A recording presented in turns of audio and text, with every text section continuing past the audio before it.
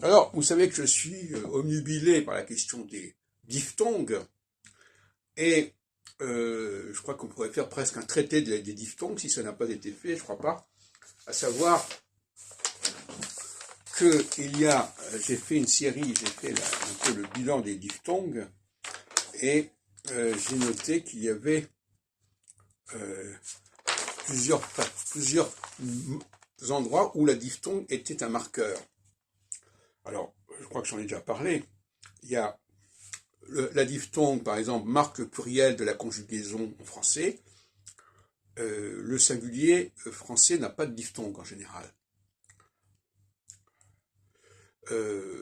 Sauf, bon, il y a des cas évidemment qui peuvent se produire, mais je parle des finales, je parle des finales, je parle des suffixes, je parle pas du corps du radical. Nous pensons, ils pensèrent, tout ça, ce sont des pluriels euh, qui comportent un N, qui soit est prononcé, d'ailleurs, soit n'est pas prononcé, ça c'est encore notre débat. Et puis, il y a évidemment la diphtongue qui marque le masculin par rapport au féminin.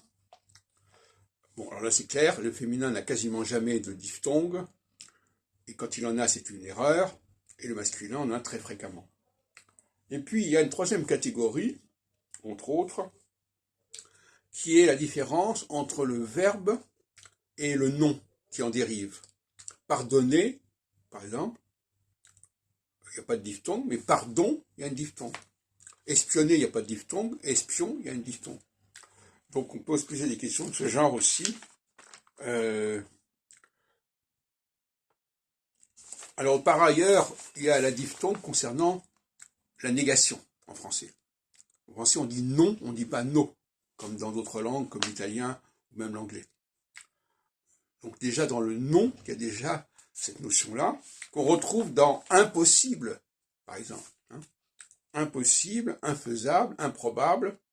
On a le 1, le préfixe cette fois-ci, qui est une diphtongue négative.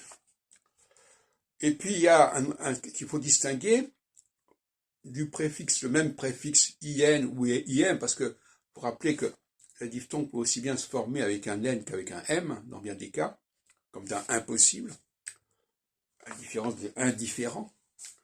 Et en revanche, la diphtongue concernant l'idée de in, le latin in, par exemple, installer, imposer, encourager, etc., ça n'a rien à voir avec la notion de négation. Donc là, il y a une ambiguïté qui est assez fâcheuse. Donc dans les deux cas, il y a une diphtongue. Mais dans un cas, c'est une diphtongue négative, et dans l'autre cas, c'est une diphtongue qui indique l'idée d'introduire, qui n'a rien à voir avec la négation.